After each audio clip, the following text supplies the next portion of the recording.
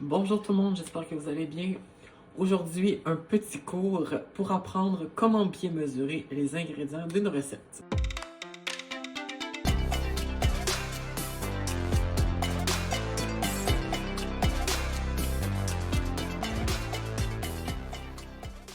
Oui, alors quand on prépare une recette, que ce soit un gâteau, un poulet, n'importe quoi, il faut mesurer nos ingrédients. Sinon, ça marche juste pas. En particulier dans une recette de pâtisserie où chaque ingrédient doit être, où chaque quantité d'ingrédients doit être respectée à la lettre afin d'obtenir un résultat qui soit satisfaisant en bouche, mais aussi au niveau visuel. Donc, j'avais le goût de vous partager quelques trucs vraiment très simples, mais qui vont vous faciliter la vie quand viendra le moment de mesurer des ingrédients pour un plat. Le premier truc que je pourrais vous donner, ça concerne justement la tasse à mesurer. Alors ici, j'ai deux tasses à mesurer, une de 250 ml, une de 500 ml. Donc, quand on se sert de ces outils-là, qui sont gradués en millilitres, c'est pour mesurer les ingrédients qui sont liquides.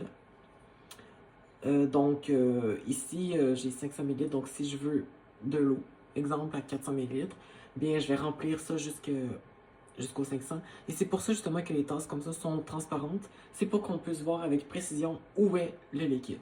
Si, exemple, j'avais une tasse qui était... je prends ici. J'avais une tasse comme ça, donc je vois pas. Je peux pas vraiment savoir avec précision où se trouve mon liquide. Donc peut-être que la barre ici, ça veut dire 380, mais ici 400. Donc vous voyez, on peut pas avoir une bonne précision avec ce genre d'outil-là pour les liquides. Donc je me sers de ça pour les liquides, une tasse transparente où on peut voir à travers. Et d'ailleurs, si on a besoin d'une petite quantité de liquide, donc que ce soit 100 ml, mais je recommande de prendre la petite tasse, une petite tasse, où on va obtenir plus de précision qu'une grande tasse, exemple une tasse de 1 litre.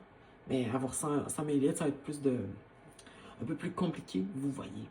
Aussi, si vous voulez mesurer, que ce soit du miel, du sirop d'érable, des ingrédients qui sont collants, qui restent collés à la paroi de la tasse, mettez un peu d'huile d'olive dans votre tasse et là, vous prenez un petit chiffon ou quelque chose comme ça. Et puis, vous allez vraiment napper la tasse d'huile. Elle va être bien huileuse. Et ensuite, vous mettez votre miel et vous allez voir le miel, le sirop d'érable, tout ce qui colle, ça va se verser comme un charme. Il n'y a rien qui va coller à la tasse. Alors, tantôt, je vous ai montré ce genre d'outil. Donc, ici, bon, c'est quand même une tasse, c'est vrai, mais c'est pour les ingrédients qui sont secs. Donc, que ce soit la farine, flocons d'avoine, flocons de sarrasin, les ingrédients liquides, les ingrédients secs, ça va vraiment être utile. Ça va vous être utile. Et on a tout un arsenal ici. Donc, que ce soit une demi-tasse, et vraiment, c'est simple d'utiliser ce genre d'outils-là. Donc, ça vaut la peine quand même d'investir un petit peu d'argent pour avoir des outils qui sont de précision. Comme ici, moi, j'ai une demi-tasse. Donc, je prendrais, si je veux une demi-tasse, exemple de farine, je commencerai pas à utiliser ça. Bon, où est la moitié là-dessus? Est-ce que c'est là? Est-ce que c'est là? Je vais prendre l'outil qui me dit exactement à quoi correspond une demi-tasse. Comme ça, je vais avoir plus de précision et je vais avoir plus de chance finalement que la recette fonctionne. Et bon, ici j'ai aussi un quart de tasse, un tiers de tasse.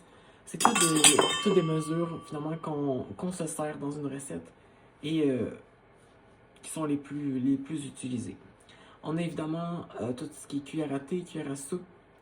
Donc ici, vous voyez, souvent là, dans une recette, exemple, ça va demander comme une pincée de sel ou un quart de cuillère à thé de sel. Mais nous, si on a juste la cuillère à thé, donc 5 ml, ça va être dur finalement de juger comme bon là, je suis au quart, je suis au tiers. J'ai un quart de tasse ici. Ici, j'ai un quart de cuillère à thé, donc qui correspond à 1,25 ml. C'est écrit ici. Là. Mais avec ça, vous ne vous trompez pas. Moi, ce que je vous recommande, c'est d'avoir une cuillère à soupe, une cuillère à thé, une demi-cuillère à thé, puis un quart de cuillère à thé. Avec ces quatre petites cuillères-là de mesure, ça va être bon pour faire la plupart de vos recettes. Ici, j'ai une petite balance numérique. Évidemment, ça va aussi fonctionner avec une balance non numérique.